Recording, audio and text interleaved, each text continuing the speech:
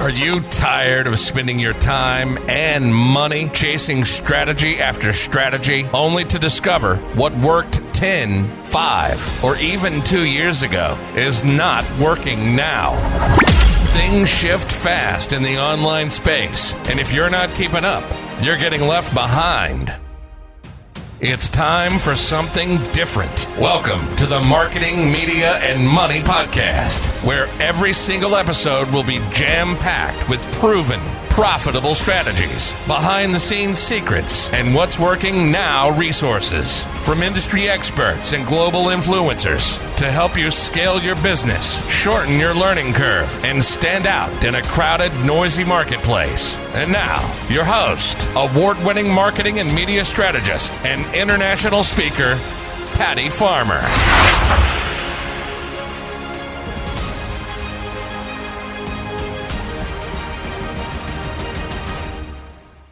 Hello, everyone, and welcome to today's episode of the Marketing, Media, Money Podcast. I'm your host, Patty Farmer, and I'm looking forward to sharing today's industry expert with you. And I am really excited because today we are really going to talk about self-love. We're going to talk about health and wellness, and we are going to talk with the person that I think is the epitome of really living and walking her talk. So let me tell you a little bit about our guest today. Chrystal Rose is a multipreneur and a health and wellness expert. She is the podcast host of the Self-Love Breakfast Club, an author, speaker, and her boutique, Rebellia, is dedicated to helping women who struggle to find clothes that fit. Her coaching business includes XL Nutrition, which helps busy people reach their fitness goals in a sustainable and balanced way. She also offers a deeply different approach to personal development with her Self-Love for Life coaching program for high-achieving women. Chrystal is obsessed with self-love, self-empowerment, and helping women feel really good about themselves in every aspect of life. So welcome, Chrystal. Hey, thanks for having me. You know, one of the things I really want to say is I really love this self-love, self-empowerment. And one of the things that I always say, and it's really a quote from Mandy Hale, but it's one of my favorite, which is self-love is not selfish. And I think it is so important. Yeah, they're totally different things. Selfishness is not based in love at all. Absolutely. So I really feel like self-love is so important. And not only that, but really honestly, when we think about how I know you and I both really come from a service, right? At the core of who we are of service. You really can't serve others if you don't take care of yourself first, right? You know, that empty pitcher thing. Yeah. Well, I mean, it's about when you are giving to yourself, then you have so much more capacity to give to others because you're running on a full tank. And, people say you can't pour from an empty cup. But it's also like you're not pouring from a full cup. You're giving the overflow of your cup to others. And it's so much more than just running around and burning yourself out, trying to please everyone else. Which I think is really important too, because I know a lot of times some of the questions that people ask, like cliches and stuff, will say, oh, Patty, are you a cup half full or a cup half empty type of girl? And I say, I'm a let's refill that cup girl, right? Those cups are refillable. Yes. So that's kind of really who I am. But let's kind of step back a little bit and talk about the journey, right? And one of the things that really impressed me about you when I first was getting to know you was how serious, but fun, seriously fun. Yeah. You are about what you believe in and how you walk your talk. So I think it is really important because, there are, hey, I don't want to really get anybody mad right now, but there are a million people out there that are calling themselves a health and wellness expert. And let's get real. Just because you sell a health and wellness product is not a health and wellness expert you make, right? But you are the real deal, really what I call a health and wellness expert. So let's talk about that. I know there was a journey and you had shared it with me once and I was like, wow, it was like super impressive. So let's kind of talk about that aha moment and the journey that got you to where you are today. Yeah. So I had actually been in this place of yo-yo dieting for so long, since I was probably in my late teens. I just believed that I needed to be thinner and I needed to look better. And I was just in this constant yo-yo. And so I really truly believe that you were either A, on this really restrictive diet, whether that be, some fad that was going on out there or whatever, or you were just like off the rails, eating whatever, gaining weight. And so I spent my time on either side of the pendulum. I was either swinging way over here, eating anything and everything, or swinging way over there and limiting my food, cutting out carbs, fat, whatever, and doing all of these weird and crazy things to hopefully lose weight. And the goal was to feel good about myself. The goal was to look in the mirror and love what I saw. And I never did. It didn't matter how skinny I was or how big, it didn't matter. So I bounced between that for many, many years. And finally, and I believe fitness was just running on a treadmill. I didn't really know about lifting weights. I didn't know about what true fitness was and health from the inside. Health was like on another planet to me. I didn't care about health. I cared about skinny. And as I kind of started to venture into the fitness realm and just learning about like lifting and working out and conditioning and just like the different aspects, I realized that, oh, this is so different than what I thought. And I don't have to hate it. I don't have to hate working out. I don't have to hate, like the running I hated running, but I thought fitness meant you just do the stuff that you hate, because if you want to look good, that's what you have to do. And so it kind of started to shift my perspective a little bit. And then I turned my vision towards nutrition and I knew there had to be something more of balance out there. I knew that what I was doing and that my beliefs that it had to be one way or the other, that just couldn't be like the way that I had to live my life. There had to be something more balanced and sustainable where I could, see what I wanted to see in the mirror, but also not, be off the rails or really restrict it. And so I started really kind of like diving in. I did a ton of research. I read every book I could find on nutrition, and the subject of what is called flexible dieting kept coming back up. And it was this insane concept to me at the time that you can literally eat anything you want and still reach your goals. And they were using like a donut as an example. And I was just like, no way, you can't eat donuts and get skinny. This is ridiculous. But I realized there was a lot of science to back this up. And as I learned more and more and applied it to myself, I realized that it is the most sustainable way to eat and live and work out and do what I actually liked for working out and eat the foods that I liked while still getting nutrient-dense foods in. And I started to see changes in my body. And I was like, wow, there really is something here. And so that caused me to dive deeper. And I decided that I wanted to get certified as a nutrition coach. And I went down that path and started taking on clients as kind of like a little side gig. And I felt like I had cracked the code. I had just found this incredible thing that I wanted to tell everyone about, that I wanted to share everyone about, because for me, it meant freedom. It meant I could really just spend the time in the middle as opposed to on one side of the pendulum or the other when it came to my diet. And there was so much freedom in that for me. And what I came to discover after working with clients is that there were some people that they needed a plan. You just hand them a plan and they'll do the plan and they see the results. And then there were other people that it was like putting a Band-Aid on a bullet wound, that there were some deeper things going on in there that I didn't have the tools to help. I couldn't just say, hey, here's a plan. You can still eat pizza and you're good. It was like they just couldn't do it. And I realized that there's so much going on out there in the industry, especially in the health and fitness field, that's just like, you just don't want it bad enough, or try harder, or like, this whole forceful, almost mean bully coachy kind of thing going on, where it was really just like, no excuse. And that doesn't work. It doesn't work for everyone. There's some people that, you can treat them like crap, and then they'll totally rise up and do the thing because that I guess is motivating to them. But there are people that have these deep rooted issues and they turn to food for comfort, for certainty, for numbing and avoiding their feelings. And it's so much more than just here's a food plan and off you go.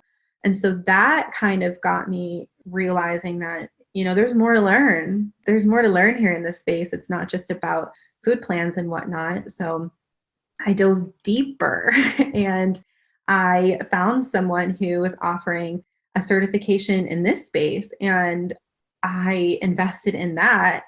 It was a leap for me, but I felt like, there were so many people that I wasn't able to truly help. And I knew it was not because they were beyond helping, but because I didn't have the tools at the time to help them. And I knew that they existed because I believe that everyone can be helped. Everyone can be guided to their own healing, health journey, all of that.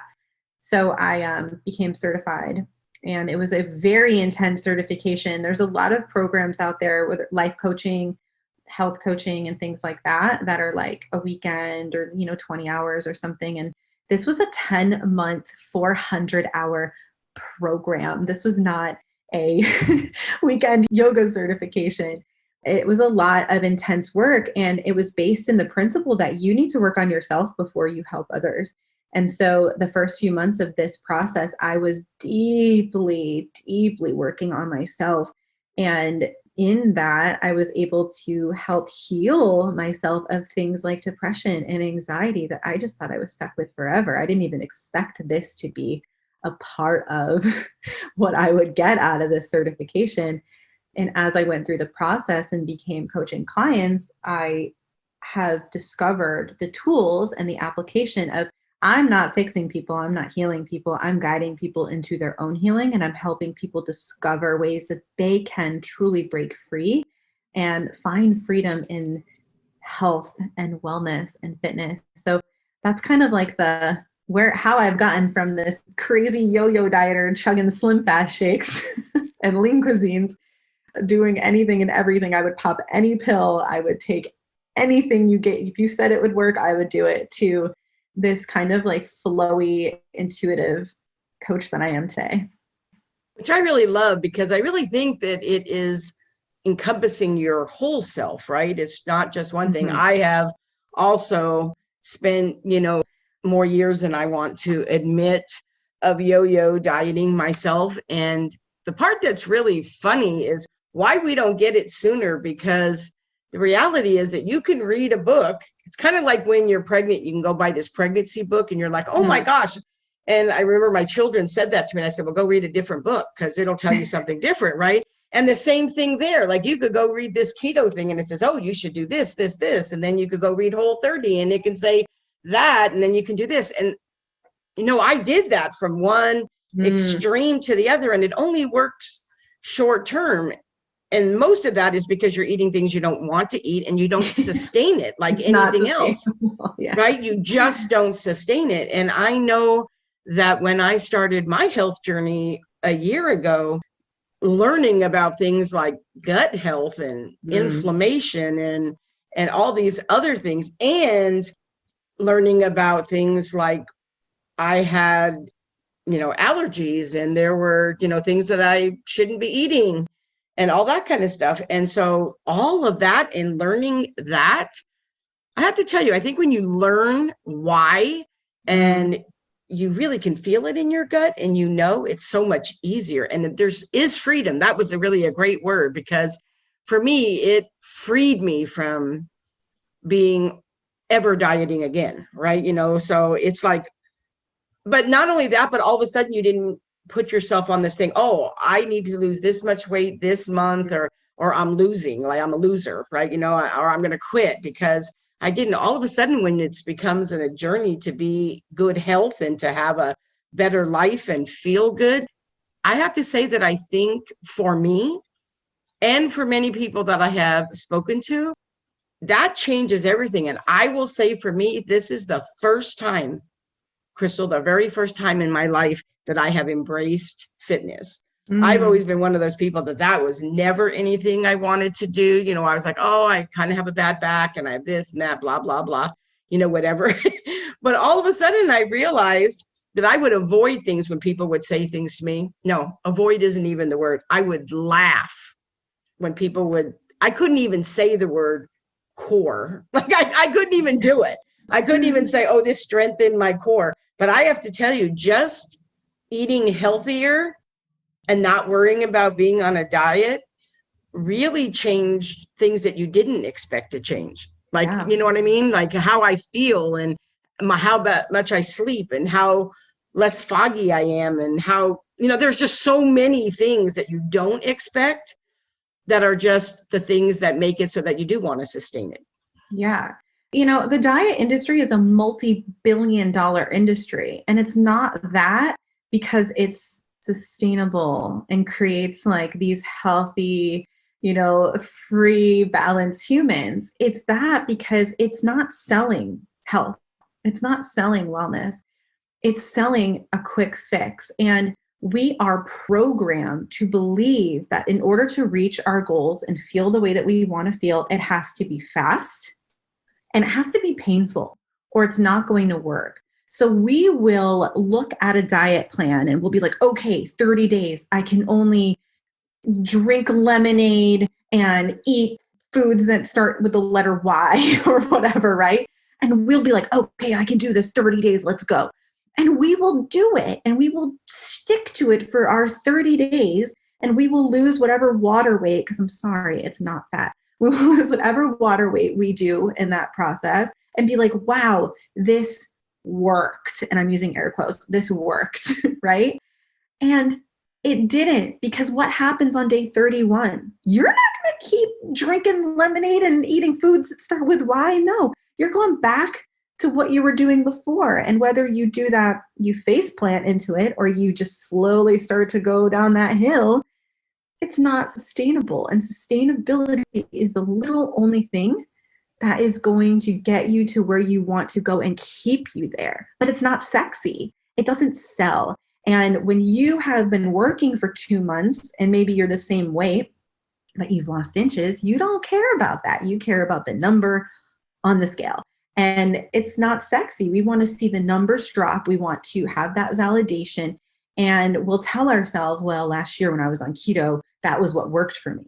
Did it? Because you're not still doing it. So it didn't work. And when people fail to see that, because it's just that quick fix. We're just so trained. Every magazine has lose 10 pounds fast, get abs by summer.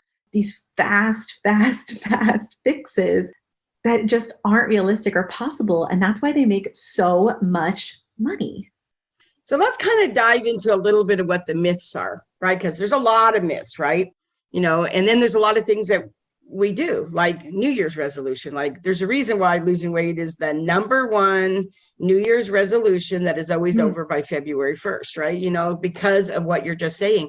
But I think there's other ones too. Like I think the biggest myth I told myself that I bought into, which is so ridiculous, is why is it that if you are on whatever you're doing and on Wednesday you eat a slice of pizza, you're like, oh my gosh, I just blew my program. And then you blow it for the rest of the time because you only feel like you can go back on program on Monday. Right? Like Monday is this magical thing. Yeah. So whenever you make a misstep, or maybe you eat something that maybe you wish you had, whatever the thing is, right? You feel like that's what you should do. Like this last week, I was really, really sick. My best friend, who's a size 3, she actually sent me a care package. And so she sent me chocolate. She sent me chocolate because she thought that would make it. She thinks that makes everything better. I literally, yes. And I stared at they were ding dongs. She actually sent me a box of ding dongs. Right? And normally I would have went head first into that box of ding dongs, right? That would have been like what I would have done. And in this case, I was totally okay, because I know she's probably not listening to the podcast. I was totally okay, thanking her and saying, oh, I love you so much. That was so sweet of you to do that. And knowing that the choice for me was that I didn't want to eat those ding dongs, mostly because I have a sensitivity to sugar. And that would have sent me on a whole different place I didn't need to be. So I made the decision. But I think it's okay to understand. And one of the things that I feel for me is I have given myself grace and realized that it's like making a decision every day. Right. And so are you sometimes going to say, oh, it's my birthday or it's our anniversary or it's this or that. And eat the food, enjoy yourself. Exactly.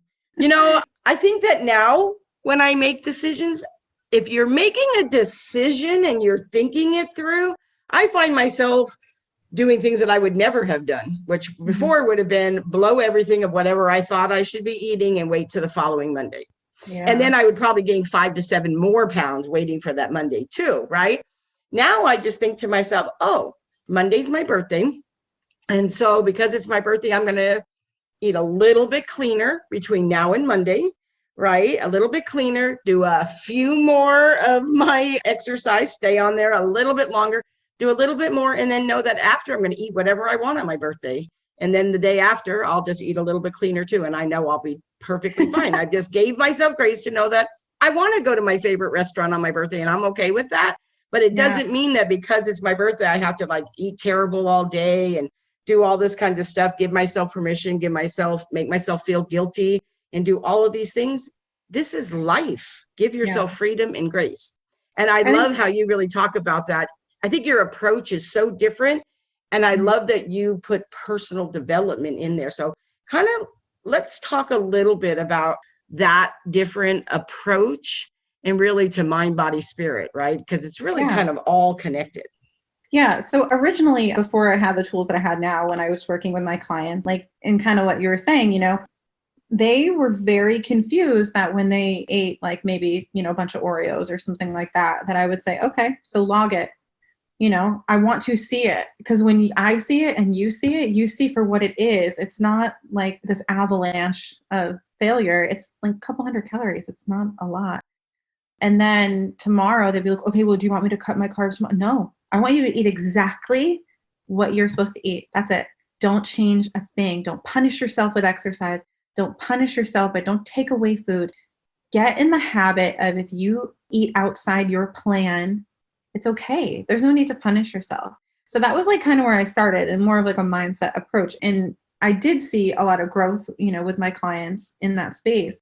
I think, moving towards now, I still take that, but in working with people from a deeper perspective, I'm working with people who like, why are we diving into those Oreos? What is the feeling you're having when you go and do that?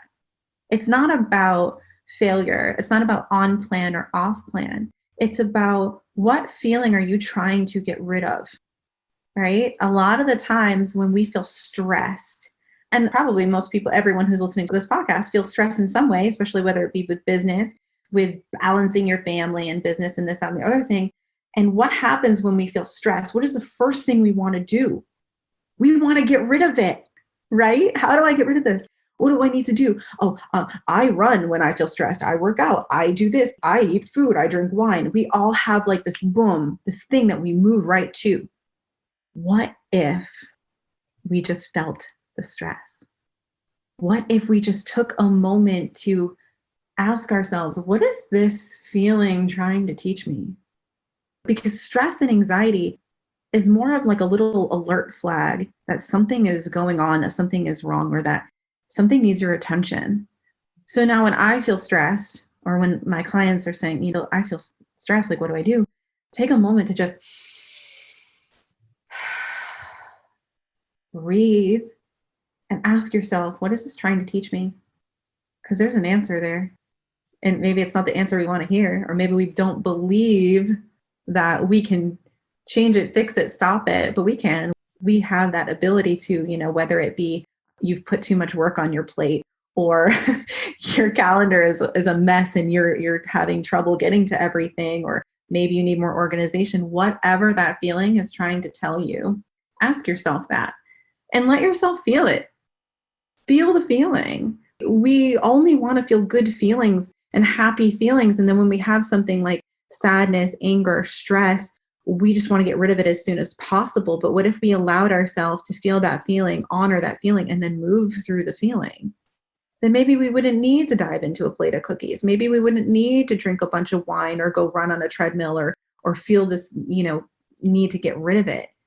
If we allow ourselves to connect to ourselves and to our feelings and honor those feelings, then we can move on.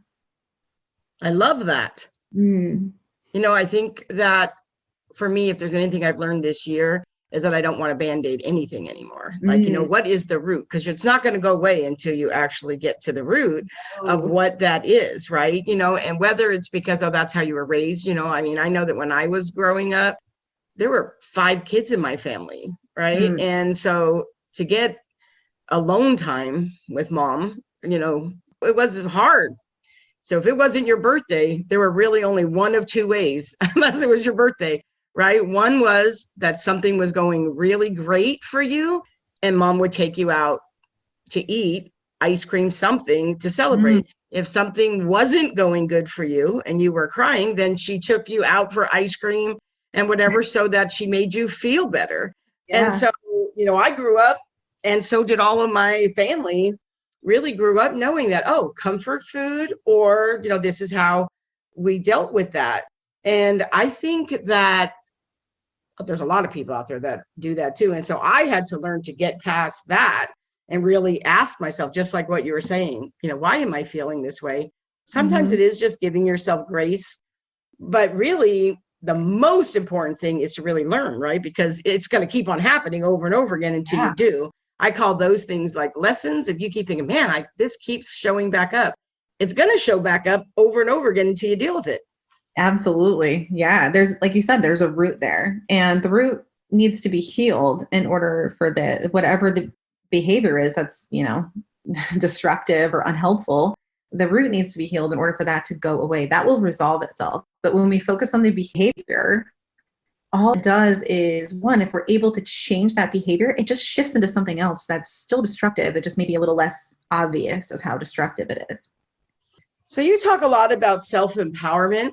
And I think that this can be really freeing too, like in freedom, right? Like being able to take control back, right? Like you have the power, and that's very empowering to know that you don't have to beat yourself up anymore, that you can just handle these things, like you can get to the root and then it's not going to come back. I mean, that is so empowering to me, really, to not feel like something that happened in your past or the way you were raised or some trauma you might have been through or whatever those things, to be able to, I used to say them to myself too. Oh, this is how I was raised. I'm always going to be that way. That's just how it is. Right. I remember when I had gotten sick when I was younger, and I had to have steroids for a little while. And I remember the doctor telling me, oh, just so you know, this is going to make you put on weight and you won't be able to lose it. And I just said, okay. And I just bought into that. That's what he said. And for, I did put on like 15 pounds. And then after that, I just said, oh, well, the doctor said that I was going to do that. Like, why would we turn over that much power to somebody else? Like, I think to myself, Patty, like, why did you do it? Like, but instead of beating myself up, I was like, yeah, but I'm not doing it anymore. Right. So now I don't really take what everybody else says anymore. Right. That's just giving somebody too much power over you. And I don't think we have to do that. And that's in a lot of things, not just this, but I really feel like that's really part of personal development, right? Yeah. And investing in yourself and really finding out those answers. So really, health and wellness isn't just weight loss, because a lot of people think it is, right? A lot of people think health and wellness is really just that. I don't believe it is at all, but I did used to be in that camp, so like I get it, which is why when I, met you and got to know you, I knew that for the very first time in the Marketing Media Money magazine, which, some people may say, what does Marketing Media Money have to do with health and wellness? I have to tell you, it was the number one thing that I got asked for. Patty, like, we would love it if we had somebody that was writing about health and wellness. And I just couldn't do it until I found the right person, until I met you. And then I knew that you weren't just going to be talking about like dieting or taking this test, or that like you really were going to talk about the wholeness of us, right? And what to do. And so I was so thankful when I asked you to write for the magazine and you said yes. So I really love that. And we're getting a lot of great feedback on that. But I think that it's important. And I think it's so important that you even have your own podcast, Self-Love Breakfast Club. I love that. I just love that whole name. So tell us about the podcast, and you even have Self-Love for Life coaching. So I think, so tell us a little bit about how do you serve other people now that you have been through all this and you're certified? What does that look like from a service point of view and how people can work with you? So from that point of the self-empowerment, I don't empower people, right? Like it's an external thing. And in order for things to stick with us and for us to truly have transformation and change, it has to come from us. So I see myself as more of a guide. The word coach to me I use it because it makes sense to other people, but I'm not a coach. I'm not coaching people into their best selves. I'm literally guiding you. So in this process, I have my podcast because I want to put myself out there and I want people to be able to hear me and not just read what I write or see my pictures all online. I want them to actually understand who I am and why I can help them or why I can help them help themselves, I guess. And I guess I was fortunate. This doesn't sound like something that someone would be fortunate, but growing up, no one really believed that I was going to do anything with my life. I had a mentally ill mother, and she had everyone convinced that I was horrible, and just as a person, as a child. And so no one expected much from me growing up. So I didn't get the kudos. I had to give that to myself. I had to be my own cheerleader. So when people would say negative things to me as I was moving through and growing personally and professionally, it meant nothing to me. It was just noise. And unfortunately, it was, and maybe fortunately, it was that too when I would get praise. When the praise started coming, when people started seeing what I was doing and growing and building, I would get praise. And that felt like nothing to me also, because it wasn't coming from me. I had to feel it. And I had to do my own journey of healing my wounds so I could feel successful. And I think that's why I love working with business owners so much, is because most of us have this unworthiness wound. And no matter how much financial success you achieve by societal standards, if you don't feel it, if you aren't celebrating even the tiniest wins, if you aren't basking in that feeling and being like, I'm amazing, I accomplished this, and instead you're coming from this, it's not enough, I hit this goal, but on to the next one, there's something there that could be healed, that could be helped. So I do have my podcast to kind of round out myself so people can hear my voice. And my coaching program is really just doing more of that. It's a very you-based program. I don't have this hard content structure. You are the content. And so if you come into a session and you are very activated from something that's going on, we work on that. We dive into that. And if not so much, then we move into something else that may be helpful. But it's a very flowy kind of program, because the people who come to me are generally people who have that unworthiness somewhere, and they just are like, I don't want to feel like this anymore. I want to feel in alignment. I want to feel good every day. I want whatever success that I have, I want to feel that. And I don't want to take personally when things don't go the way I hope they would, And so it's really about kind of moving through this whole internal process to go from this wounded, these wounds and these beliefs, really, these unhelpful and limiting beliefs, into expansion and becoming the best possible version of you. I love that. Which I think is really good. And it is more than a coaching program. I know that, sometimes people ask me if I'm a coach, right? And I say, and my answer is, I coach is a verb, not a noun, right? It's a verb. So I think that is really important. So I really love that. So let's touch a little bit on your boutique, because I think that's pretty interesting. So tell us a little bit about that. So I started Rebellia because when I got into fitness, I was lifting, and I had never really lifted before. And my body started to really change, and I started to get more muscular in some areas. My waist got smaller, but like my butt and my thighs got bigger, and my arms got a little bigger, my shoulders, my lats. So I loved the way that I looked, and I was really enjoying it and loving myself. And I went into a dressing room, and for the first time, I wasn't like, oh, I got to lose 20 pounds. Ew. I would try on clothes and they just didn't fit. And, they would gape in the waist, and like, I wouldn't be able to get them up over my butt and my legs. And, things would gape in different spots or be too tight in different areas. And I spent 2 hours in a department store dressing room, and I left just like feeling really defeated. And I knew I wasn't the problem. For once, I wasn't blaming myself. I was blaming the industry. And I was like, fit girls or strong girls aren't really, they're not coming after us in the fashion world. A lot of things are built for these kind of stick straight figures, and small, medium, large, and that's all you get. And even, in the plus size realm, there were stores that were specific to that, but there was really nothing that was like for the woman who just doesn't fit into traditional clothing, but she's not plus, and she's not, she's doesn't have a place. And so I wanted to give her a place where she could shop in confidence that everything she ordered would actually fit her unique body. And I had no idea how to do that. And I made so many mistakes. I'm sure there is a giant dumpster somewhere with all of the money that I have just thrown into the world sitting in this dumpster. But over time, I learned and I grew and I built and I understood where I had to get better and what my customer really needed. And so we've been around I got the idea in summer of 2015, and we officially launched in May of 2017 because I was validating my idea. I was doing crowdfunding to validate. At one point, I was also trying to make our clothes to measure, which I realized was not going to work. And so I had to figure out how I was really going to launch. And I've changed my business model probably like 2 or 3 times since that very, very beginning.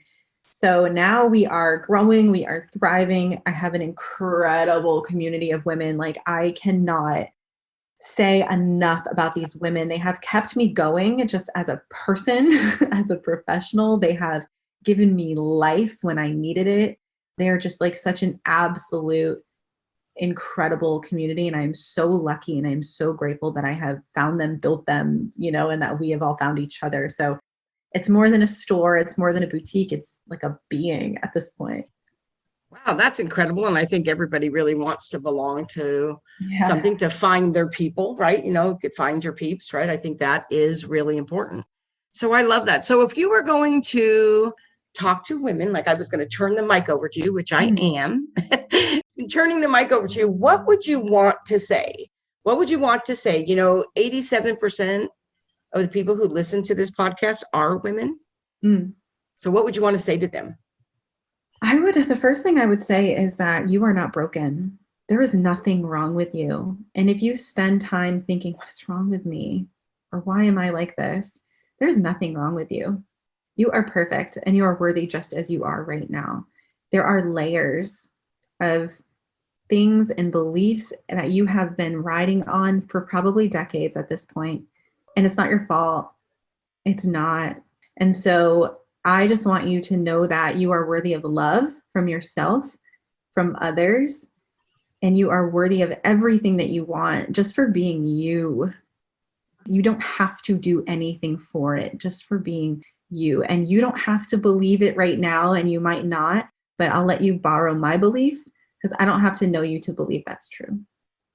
Wow, that's powerful. I love that. So Chrystal, and you come bearing gifts too. So I love that. So how can people connect with you? And I know they're going to want to. So how do they connect with you? What's the best place to do that? And tell them a little bit about your gift. Yeah. So if you want to find me on the internet, I'm on Facebook. You can find me there. You can find me on Instagram. I spend a lot of time there, and I've been having a lot of fun with Reels and TikToks lately. And my handle is just Chrystal Rose, XTALROSE. You can also find me at crystalrose.com. Just make sure you're spelling my name CHRYSTAL. And I have a Self-Love Sunday newsletter that goes out every single week. It's basically me sharing my own personal self-love journey, getting super vulnerable, telling you things before I tell the world, and allowing you to kind of see yourself in me.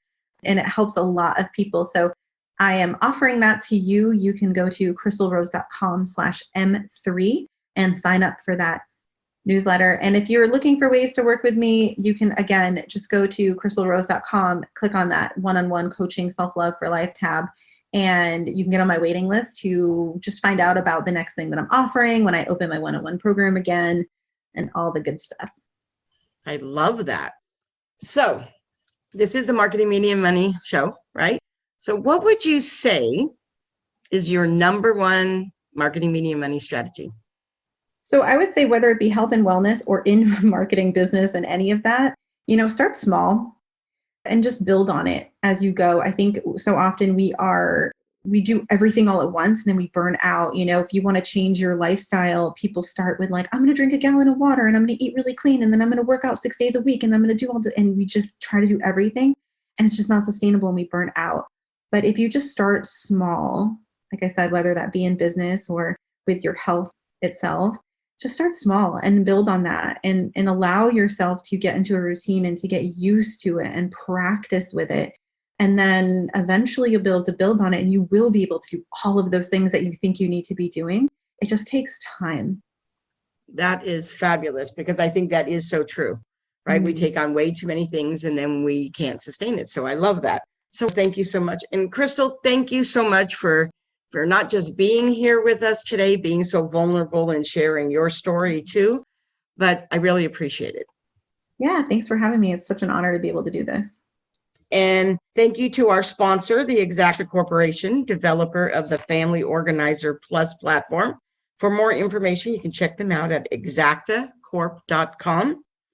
And thank you for joining us on the Marketing, Media, Money podcast. And if you enjoyed today's episode, and I am sure you did, please subscribe and review the podcast on your favorite listening platform.